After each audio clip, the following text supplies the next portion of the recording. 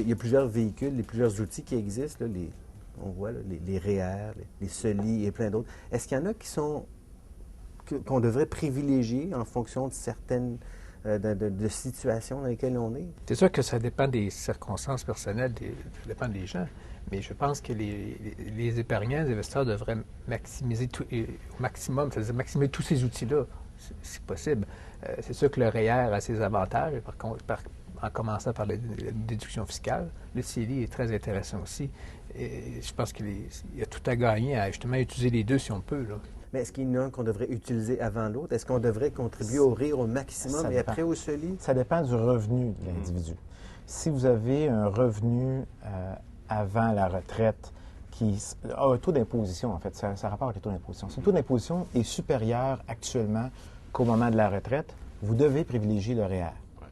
Si votre revenu risque d'être supérieur ou égal à la retraite, mais en partant supérieur, là, si on sait qu'il est égal, il risque d'être supérieur, là, vous êtes mieux de privilégier le CELI.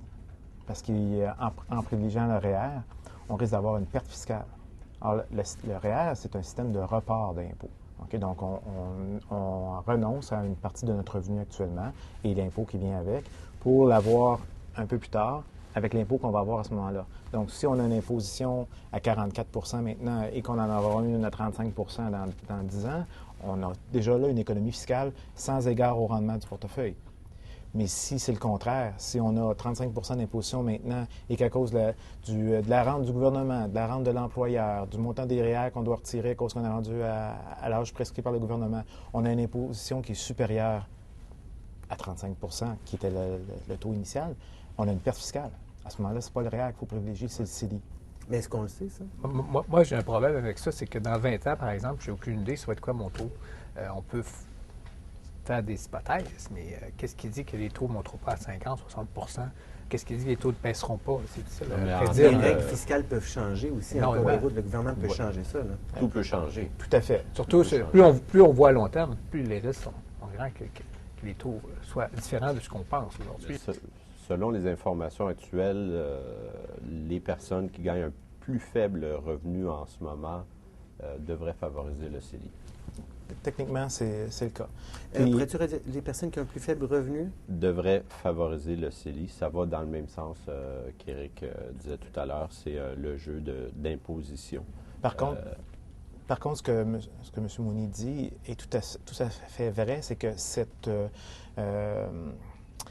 cette différence-là entre sélectionner le CELI ou le REER va avoir beaucoup d'importance dépendamment du terme qu'on a. Quelqu'un qui est à 3 ans de prendre sa retraite puis qui dit, bon, je mets-tu le REER ou le CELI? On fait le calcul qu'on vient de voir, puis on dit, OK, ça va être le CELI peut-être dans sa situation. Mais si la retraite est dans 20 ans, effectivement, je ne sais pas ça va être quoi le taux dans 20 ans. Je ne sais pas quelle va être la nature de mes revenus dans 20 ans. Je ne sais pas quelle va être la nature de mes revenus dans 5 ans. Donc, dans 20 ans, c'est encore plus difficile à établir. Donc, plus la fenêtre est courte, plus ça va être facile de faire cette comparaison-là. Et comme M. Mounier disait au départ, il faut faire un peu de tout, là. On a vu des publicités, est-ce qu'il faut mettre de l'argent dans le REER ou payer l'hypothèque? Et la réponse est parce que oui, effectivement, il faut faire les deux.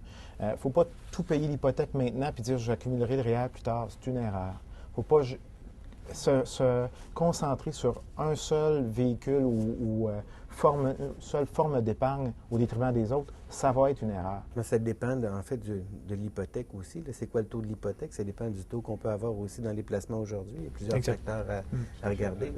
L'autre chose, c'est que le CELI est fait...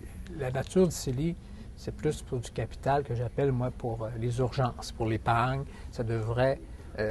parce que bien des gens n'ont pas de petits fonds d'urgence au cas où.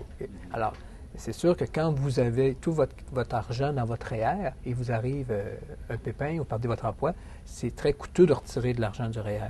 C'est pour ça que le CELI est très avantageux de l'avoir. Même en plus, un petit CELI, c'est mieux que... Ça apporte une diversification. Et s'il arrive un petit pépin, vous pouvez retirer de l'argent sans conséquences fiscales. Et ça aussi, c'est important. Ça apporte une très grande flexibilité là, pour ceux qui ont de la misère à épargner. Puis je pense que c'est vraiment ça la nature du CELI. Ça a été fait pour encourager les gens à épargner.